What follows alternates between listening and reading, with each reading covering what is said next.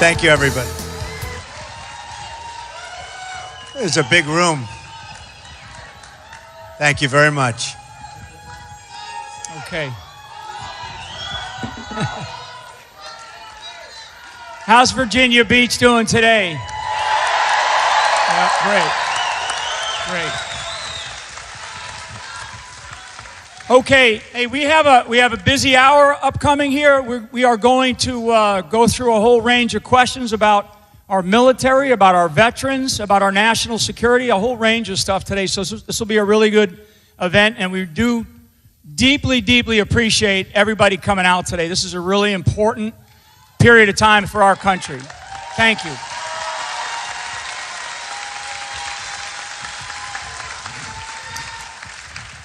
Okay, I know that there's a whole bunch of groups here. One I do want to recognize are the military spouses that are here today. If you could just sound off. Yeah, exactly. Thank you so much for your service, your sacrifice, and all that you do. Thank you so much.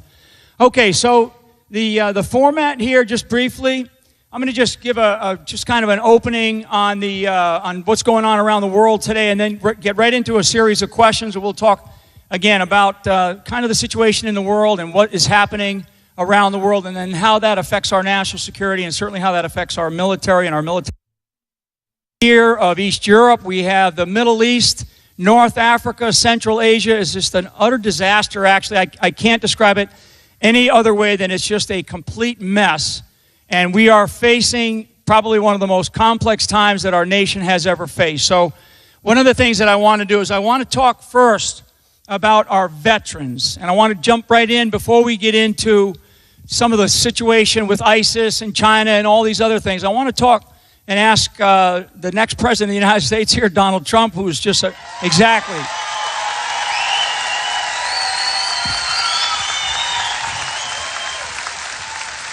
So as president, as the next president, what can you do to reform the Veterans Administration and the health care for our vets? How can we take better care of our vets?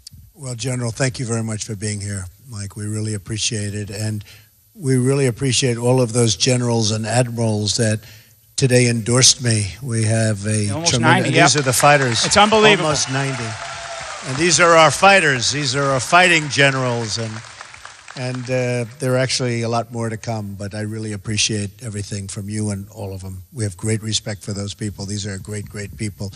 So if you look at the veteran situation, I have been so involved over the last year and a half and before that in seeing what's going on with the VA, and it is a disaster.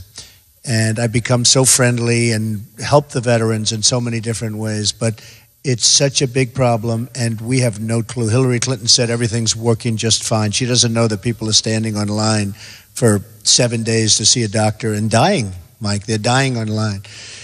And we came out with a plan, a 10-point plan, and it's on the website, and you'll see it if you want. I'm sure most of you have already seen it, but it's been really praised by the veterans and the veterans groups.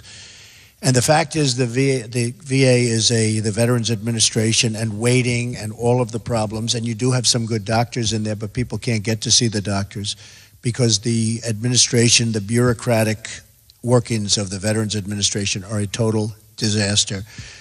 And what I've done and what I've looked at, and you know all about the rate of suicide and all of the problems, and numbers that honestly are not even believable when you hear 22 people a day. 22 people a day. These are numbers that you wouldn't even think are believable, and a lot of it is because of the fact that they can't get better. They have no service whatsoever, and it's been really, really badly handled. One of the things that I've done is we allow, when that wait is so long and so horrible, and sometimes, by the way, a simple procedure or a simple prescription, just a very simple thing can make a person's life wonderful health-wise, and they can't see the doctor. They can't get to see the doctor. And we have a plan where if you have a wait, you're going to leave, you're going to go across the street or down the road or a few miles away, you're going to see a doctor, a really good doctor, you're going to get taken care of 100%, or you're going to go to a local hospital, whether it's public or private, you're going to get taken care of, and your government is going to pay your bill, and you're going to be all set. It's going to be very good, very simple. It's a promise. That's great. Should have been done a long time ago. Yeah. And along that line specifically, because you've talked about this with female veterans, and I think this is just as very, very important because of the size of the scale of the number of females that we now have in our military serving as volunteers. Talk a little bit about what you have described as how you would take care of them. The female veterans have been like the forgotten people. And I think it started because it was, obviously a while ago there were far fewer. And they haven't increased that capacity. And now you have tremendous numbers of female vets. And we are going to do procedures that they've never done. And we are going to help the female veteran. They have not been helped. They've really been left behind, even more so than our male veterans. They've been left behind. And it's just not going to happen. We're going to straighten it out. We're going to give them also the right. If things are not being done right, they're going to have the right to go to a local doctor or physician or a local hospital. And again, whether it's public or private, whichever one is most convenient and whichever one is better, frankly. And they're going to get themselves taken care of, whether it's male or female, and that's so important. And the other issue that's so important is mental health, because the mental health problem is such a massive problem in the VA, and that's something we're going to devote a tremendous amount of time to. And it's not just amount of money. The money they're spending is tremendously. It's a huge amount of money that they're currently spending, but there are people that are incompetent in the VA, tremendous, and they have people that are stealing. You've seen that. If you look at Phoenix and what's gone on in Phoenix, where they can't even fire the people, they found people that are stealing and found people that are very dishonest. They can't even get rid of them. All of that's going to change. The VA, you're going to be so proud of what you have. I mean, we're going to take it, and you're going to be so proud of what you have, believe me.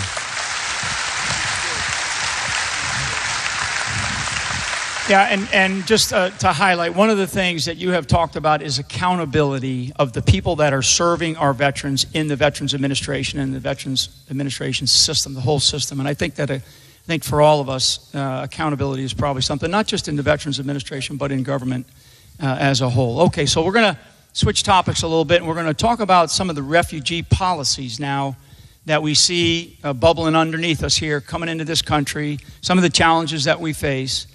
What do you think of Hillary Clinton's current refugee policies, and how do they differ from your own? Look, she's a disaster in so many different ways, folks. Disaster.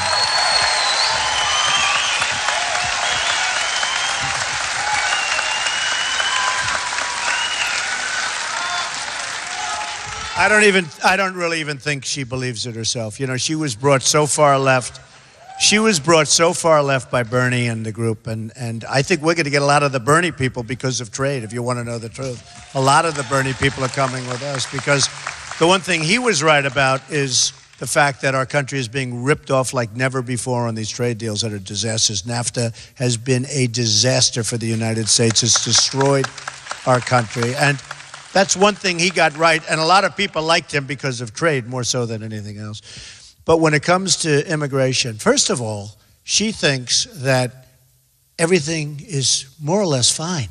She wants to allow 650% increase over and above what Obama is allowing to come in from Syria and the Middle East, 650%. And he's already allowing thousands and thousands of people in. And we don't know where they're coming from. You people know, because we're military people. We don't know where they're coming from. You see the damage that one person can do. You just have to look anywhere. You see the damage that whether it's Orlando or whether it's two people that just got married or they're married and they're, from San Bernardino.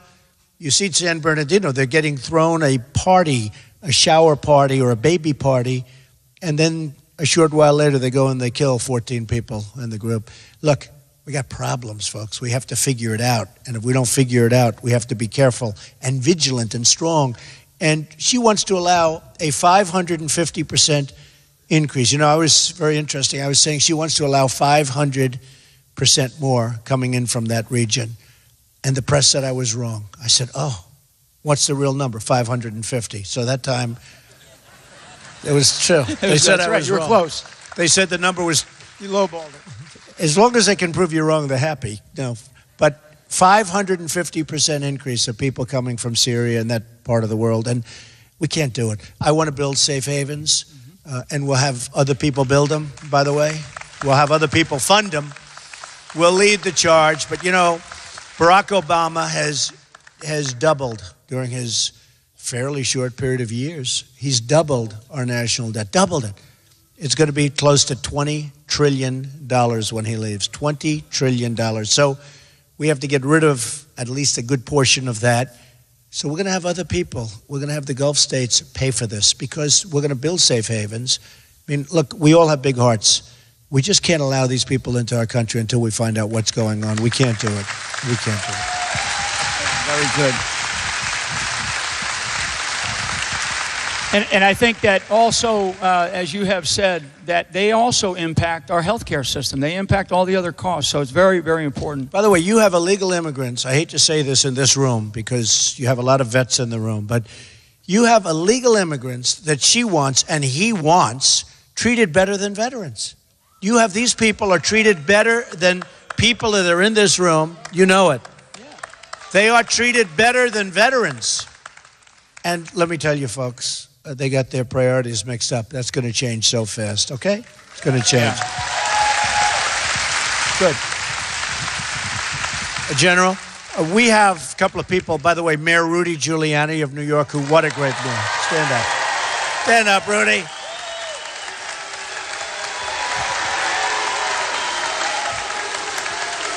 Rudy, beautiful. Whoa. I love him. Do we love what he did? He took a city that was a disaster. He took New York City and he made it great.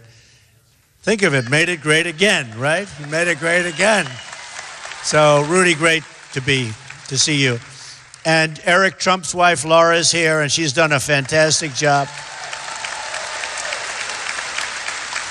Laura's been working very hard, in particular in North Carolina, but helping also with Virginia. We have some people in Virginia, Mike Rubino and the group.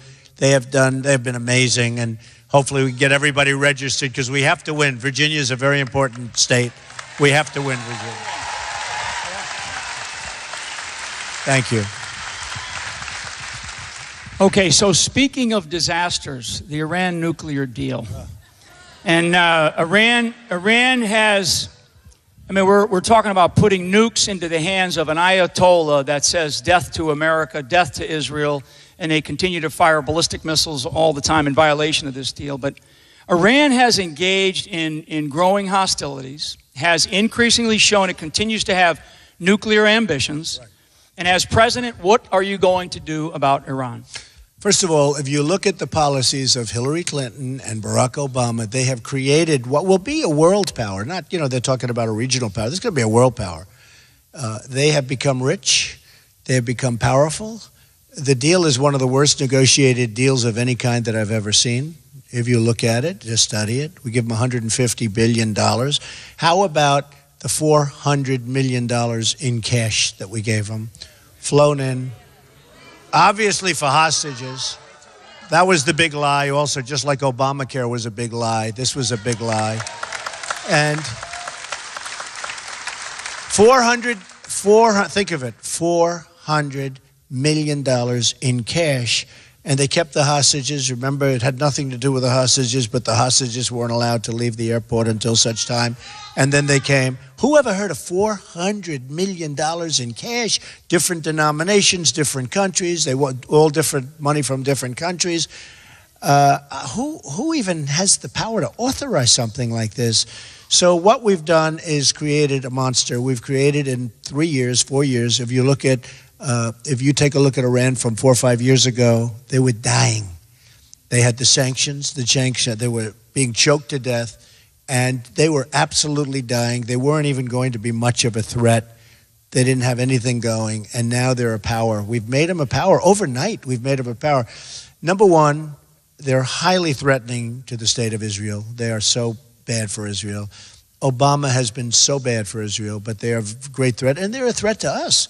And they're going to have nuclear weapons, and this path, in my opinion, is going to be a quicker path to nuclear weapons. The deal is grossly incompetent. And then I don't know if you saw the other day, we have the little boats going out and they're making all sorts of horrible gestures. You know, they learned the gestures, I guess. They studied the United States and they gave those kind of gestures to our sailors and our captain on the boats. And, oh boy, I'll bet those guys wanted to blow him out of the water. I'll bet you. I'll bet you they wanted to blow him out.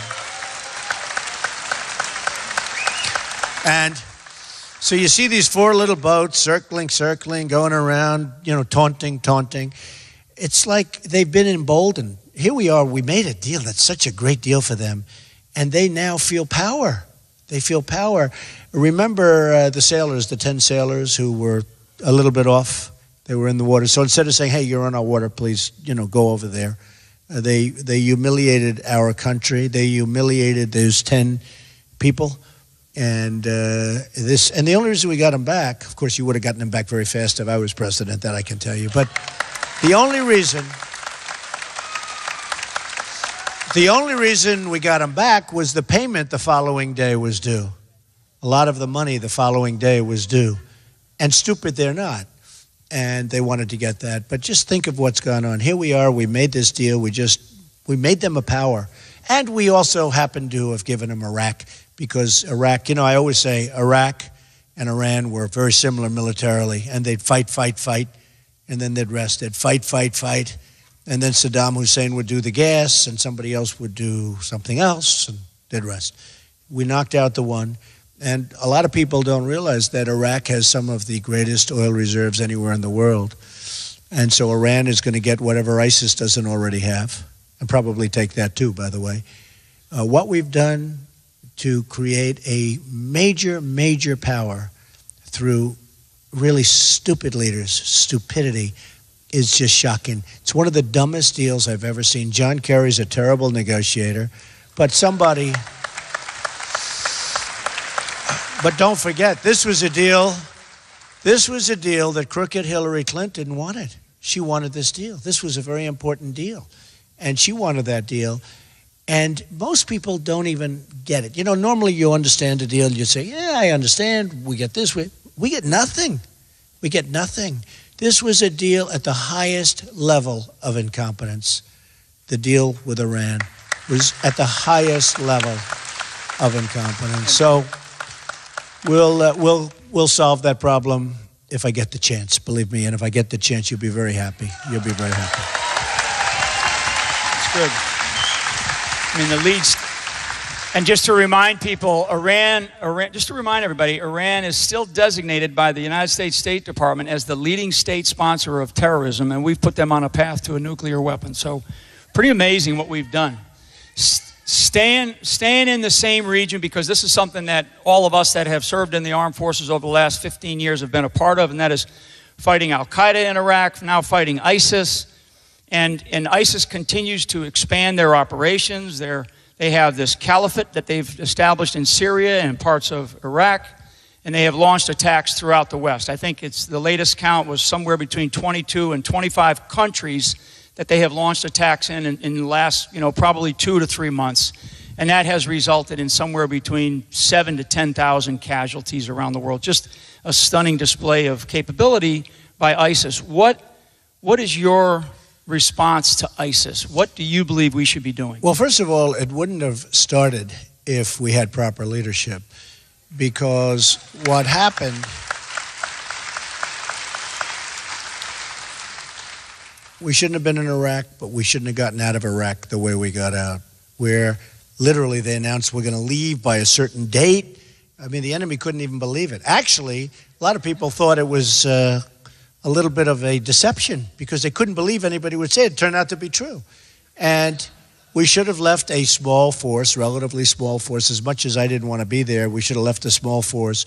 And really, ISIS just evolved out of all of the turmoil, all of the weakness, all of the stupidity of decisions from Hillary Clinton, from Barack Obama. And ISIS started off in a small area, and now I read the other day they're in 28 different states or nations. 28, think of it. So they're spreading rapidly. A report came out where They were told within the government that they want to try and minimize ISIS but the fact is they know it's actually gotten very much out of control. And we have to do something we can't allow the chopping off of heads, the drowning of people in steel cages, the viciousness, the violence. So we have to knock out ISIS. We have to knock them out good. And we have to get countries that are affected by ISIS. I mean, a lot of people say, as an example, Russia, Hillary likes to play tough with Russia. Putin looks at her and he laughs, okay? He laughs. Putin looks at Hillary Clinton and he smiles. Boy, would he like to see her. That would be easy. Because just look at her decisions. Look how bad her decisions have been. Virtually every decision she's made has been a loser. But wouldn't it be nice, honestly? Because Russia doesn't like ISIS any better than we do. Wouldn't it be nice if we actually got along with Russia and you could knock them out together? Wouldn't that be a good thing? As opposed to, tough talk. She tries to do the tough talk, and then she leaves. She goes. And I watched it yesterday on the airplane, talking tough about Russia. Then she turned around and sat down, which, by the way, wasn't even played on the national media. Wasn't that incredible? It wasn't even played. So we have to get along with people. We have to get along with certain nations, very importantly, because it would be awfully good to have Russia and others with us on major attacks on ISIS. And to stay on ISIS a little bit, because this is I think this is an important topic, and it's certainly it's one of the national security threats that our country faces today. You have described at times different components of a strategy: military, cyber, financial, and ideological. Can you just expand on those four a little bit? Well, that's it. And cyber is becoming so big today. It's becoming something that a short number of years ago, wasn't even a word. And now the cyber is so big. And you look at what they're doing with the internet, how they're recruiting people through the internet. And part of it is the psychology, because so many people think they're winning. And, there's a whole big thing. Even today's psychology, where CNN came out with a big poll. Their big poll came out today that Trump is winning. It's good psychology, It's good psychology. I know that for a fact because people that didn't call me yesterday, they're calling me today. So that's the way life works, right? But I think we're doing very well. And I really thank the state of Virginia. So many different places have been so incredible. So I thank you very much. But cyber has been very, very important. And it's becoming more and more important as you look. And a lot of it does have to do with ideology and psychology and lots of other things. We're in a different world today than we were in 20 years ago and 30 years ago. And one of the biggest problems, or one of the reasons that we have to knock them out, is because the weaponry is so powerful today. In the old days, you could have said, well, look, they have rifles, we have rifles, we shoot, and they have uniforms, we have uniforms. This is a whole different war. The weaponry is so powerful, and we have to beat them over there. We're allowing people to come over here. Think of it, you're military people. We're allowing people to come over here. And, I used to watch the migration, and I'd see people with cell phones. I said, where do they get cell phones? And some of those people had very horrible things on their cell phones, including the ISIS flag. And you say, what are we doing? What are we doing? But we're allowing people to come here, and we don't know, do they turn on us? Are a small percentage of them bad? Because if a small percentage is bad, that's not acceptable. That's not acceptable. We can't take the risk. Just a small percentage can do such damage. So we can't take the risk. So, General, the bottom line is we have to get very tough and we have to get very smart, or we're not going to have much of a country left, I can tell you that right now. Yeah, good.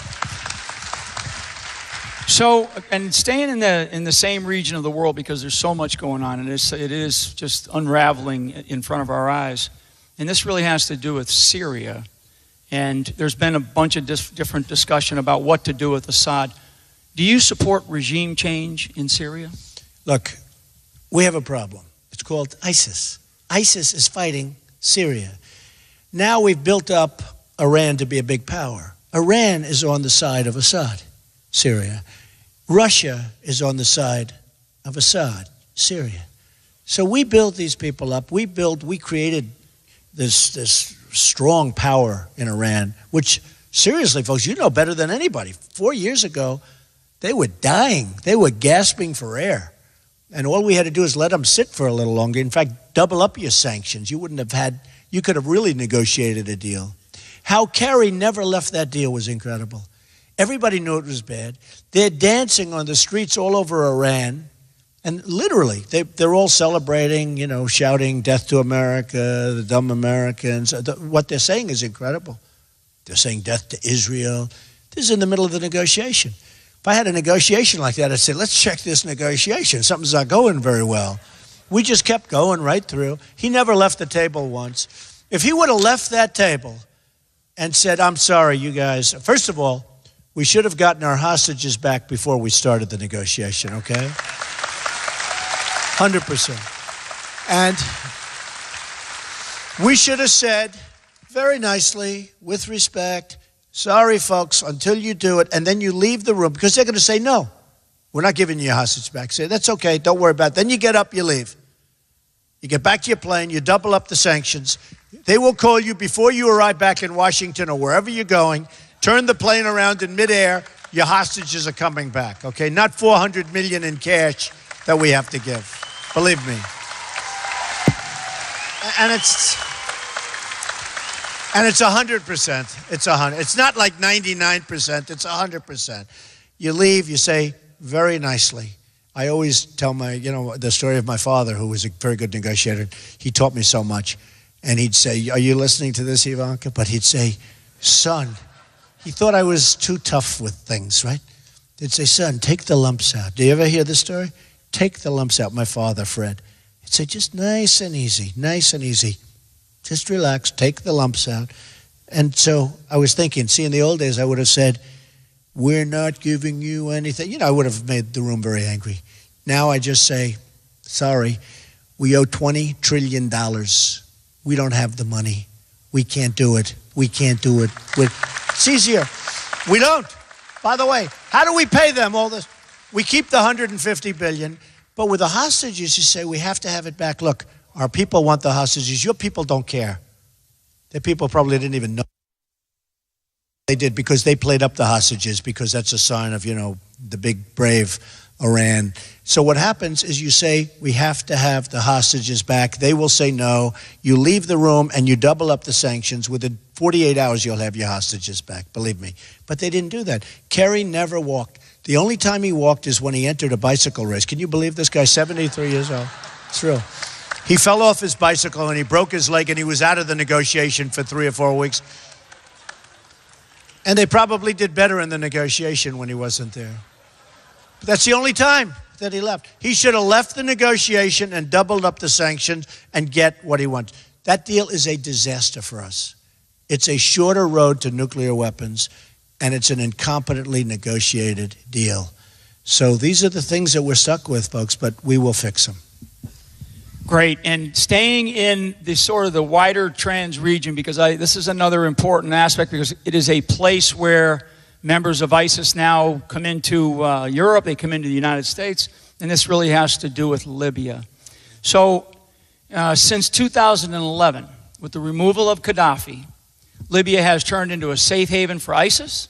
It is also one of the shipment points for some of these refugees that are leaving, coming into Europe and into the United States. What would you do in Libya to defeat ISIS?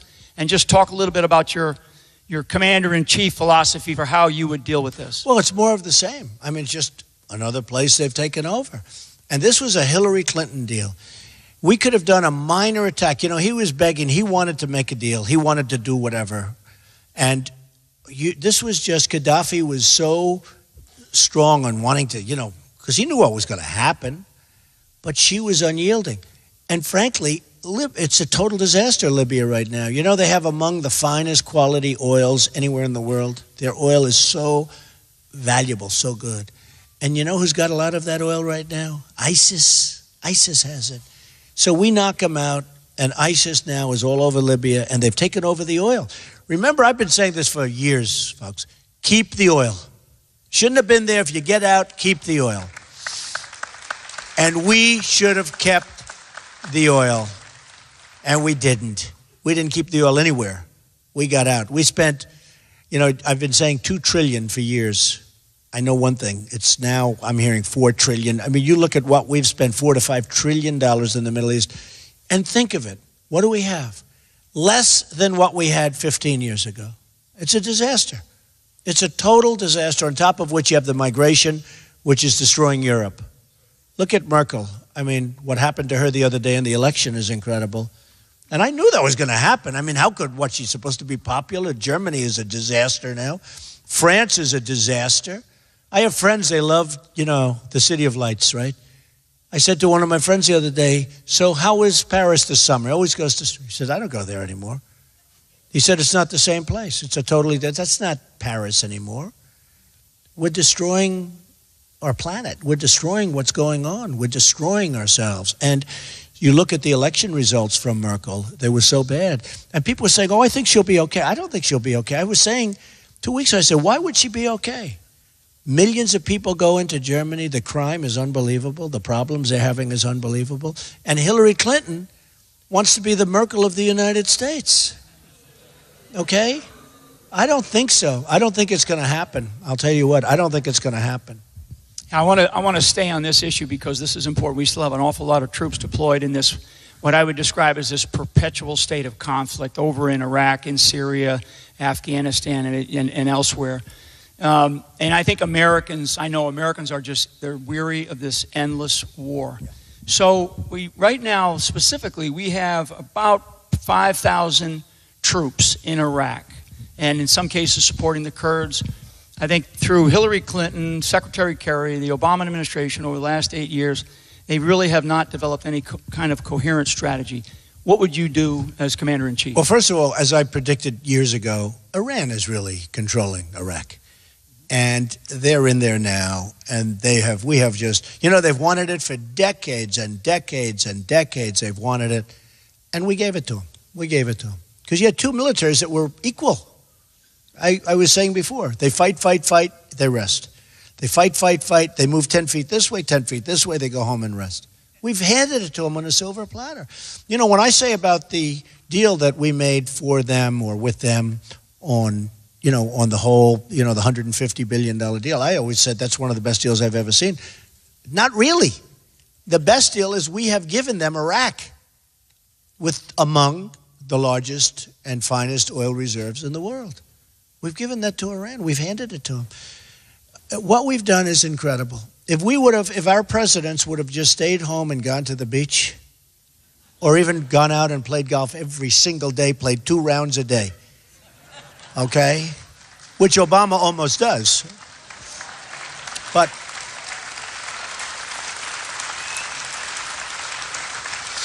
I think he's played golf is wonderful. I think he's played 300 rounds of golf or something like that, more than 300. That's more golf than many members on the PGA Tour. Okay? So it's a very serious problem, but honestly, if they would have just done nothing, we would have been in much better shape. Forget about much better shape. It wouldn't even be close. The Middle East now is a total catastrophe between the migration and all of the problem and all of the death. And I'm talking death on both sides, folks. I'm talking death on both sides. Look at the people. They blow up a city and they say 2 people were wounded. All right? You know the real numbers, okay? The real numbers are astronomical. Astronomical. And we started this whole thing. And I'll tell you what, we are going to solve the ISIS problem, but we have to also get back and we have to solve it big league and strongly and swiftly. But we have to get back to rebuilding our country because our country is going to hell. Our infrastructure is a disaster.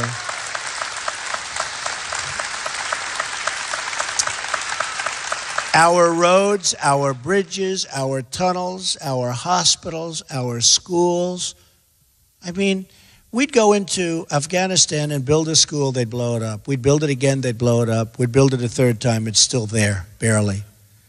And yet, if we need a school in Virginia, or we need a school in Brooklyn, New York, or we need a school in Iowa, there's no money, okay? There's no money. What are we doing? What are we doing? So, one of those things. Yeah. And I think that the real issue, and you have hit on this quite a bit, is how our homeland security and the things that we do here and domestically, impact everything we do overseas as well, and I think vice versa. So, the one thing, General, I have to say, the people in our military are amazing. They're amazing. The people. And we don't take care of them properly because the vets are not being taken care of. And we don't take care of them in the field either because the equipment is old and tired. And, a friend of mine has a son who's been in Iraq for quite a while, going back and forth to different places over in the Middle East.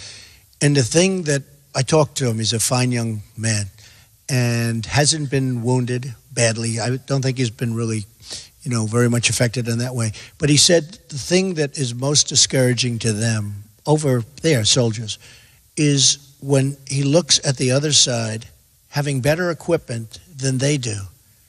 Because, we give the equipment to people that we think are on our side, and then a bullet's fired and everyone drops their weapons and runs and they come and pick up the weapons. I always talk about the 2,300 Humvees, armor-plated. If our young people would have had those Humvees, they wouldn't be walking around without legs and arms right now, believe me. Believe me. But they take them. They just take them. So, and he said it's so discouraging for our soldiers when they look and they see the quality of equipment that the other side has, ISIS, but the other side has, and they see it's better than what we have, and it's our equipment that they've taken. It's a very, very sad thing. And those kids, they're incredible people, but they really lose their spirit when they see this kind of thing, believe me. So what I want to do is I'm going to jump to the other side of the world now and talk a little bit about North Korea, because North Korea is probably one of the most belligerent countries on the planet with Kim Il-jung. And so North Korea, they have grown increasingly belligerent under the Obama-Clinton administration and against them. And they have done just some unbelievable things over there with testing of some of what we believe is their nuclear capability. What do you see just overall as your strategy for North Korea? Well, it's not that they've done some unbelievable things, but they're in the process of doing some unbelievable things, believe me. They're very belligerent. They have no respect for our country, none whatsoever. And we have a situation that's a potential catastrophe. We have somebody that truly does have nuclear and nuclear capability. The carrier maybe is not there yet, but it soon will be. We have a man who is, he's took over 25 years old, I guess, or around then, and now it looks like he's getting more and more hostile. And what I would do very simply is say, China, this is your baby, this is your problem, you solve the problem. China can solve that problem. And remember this, that's a big problem.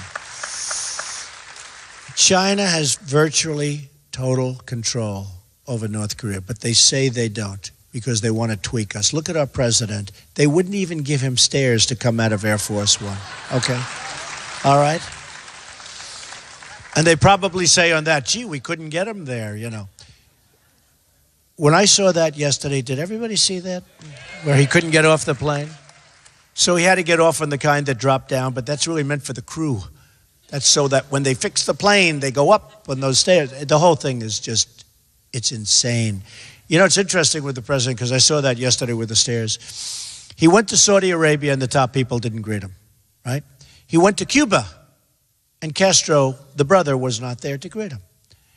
And I said to myself, if that happened, I'd land, I'd hear he's not there to pay respect to the country, not to him, to pay respect to our country. I would say, thank you very much, fellas, that's okay, close it up, boom, let's go back to Washington. I would. Let's go back to Washington.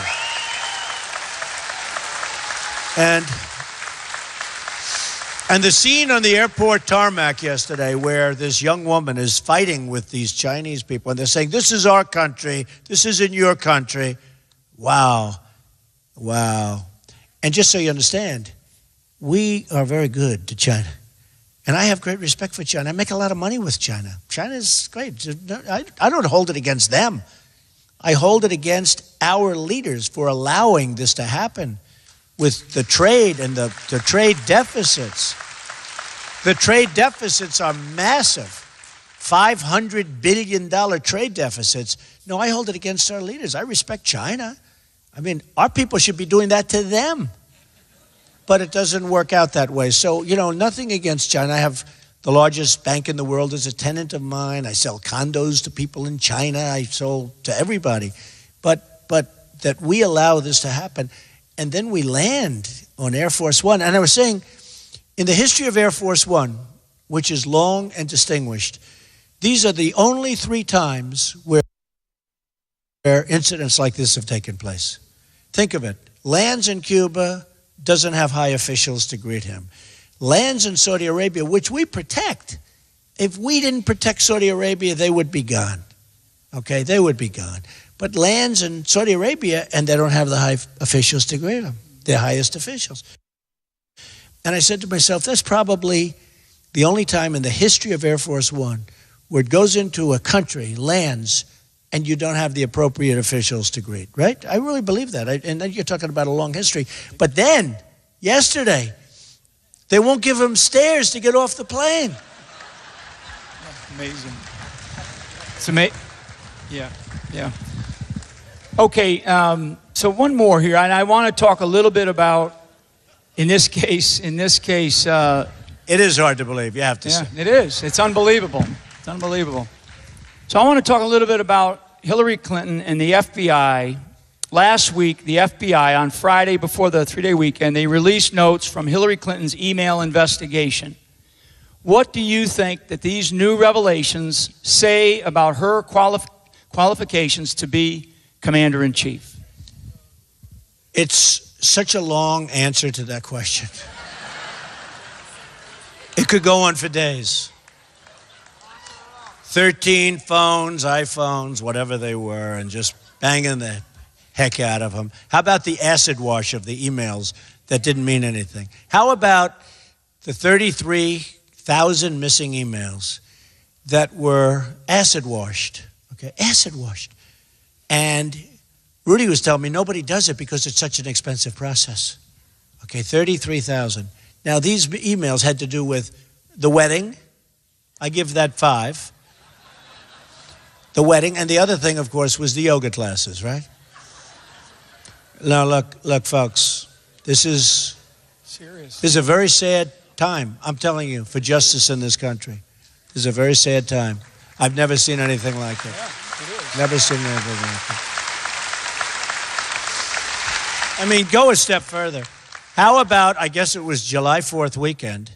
The interview takes place on July 4th weekend with no taping, no tape recorder, no nothing. And right on the weekend, when everyone's like away or not watching. And then the information that they wanted was released on Friday before Labor Day weekend, Friday afternoon. So everyone's away. No, this is a very, very sad situation that's going on here. This is a very sad situation. I've never seen it like this. We're like a third world country. We're like a third world country. Never seen anything like it. But on November 8th, we will cure this problem.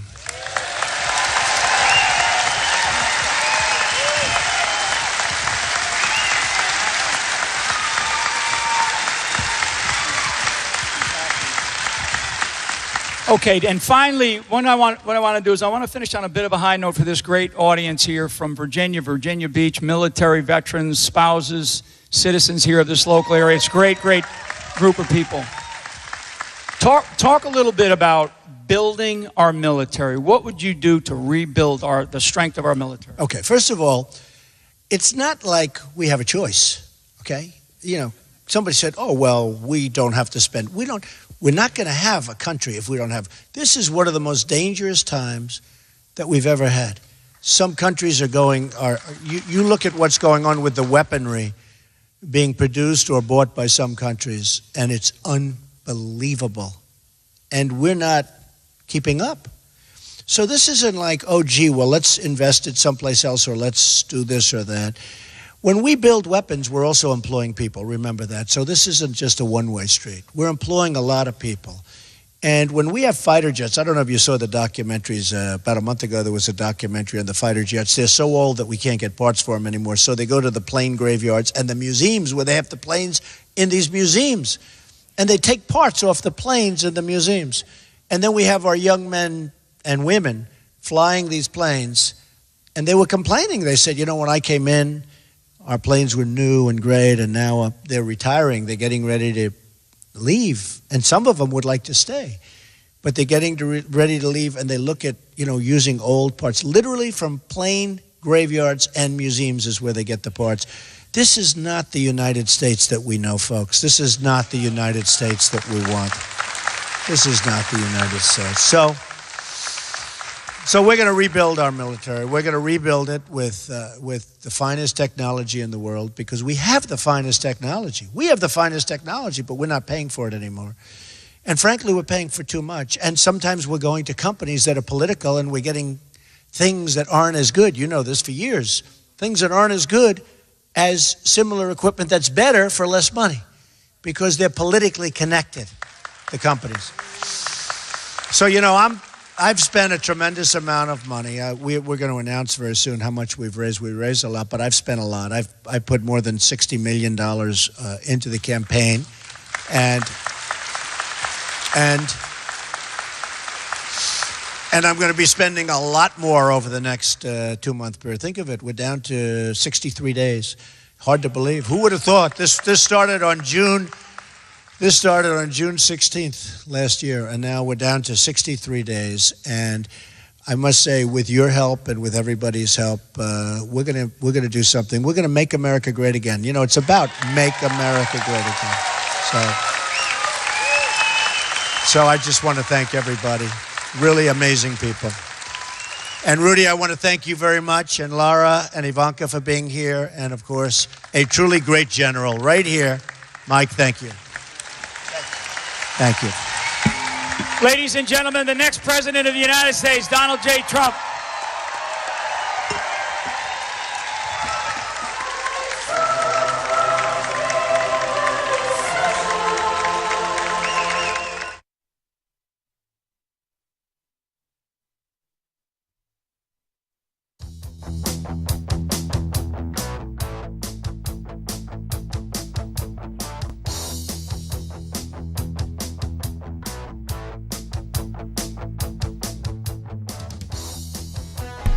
We want to thank everybody for watching our live coverage. Trump wrapping up there in Virginia Beach. I want everybody to know, stay tuned. In about 30 minutes, we are live right now. Our crew is live in Greenville, North Carolina. We will be broadcasting live a pregame show of sorts. Outside of the arena, we'll be interviewing Trump supporters. We'll be interviewing some members of the Trump campaign staff, hopefully. We'll be showing you the long line, so you'll want to stay tuned for that coming up. Just go to our YouTube channel or rsbn.tv. You'll see the event, click on it live, and you'll be able to watch it within about 30 minutes or so. Thanks to everybody for tuning in. Also tonight, don't forget, 7 p.m. Eastern time tonight from Greenville, we'll have a rally.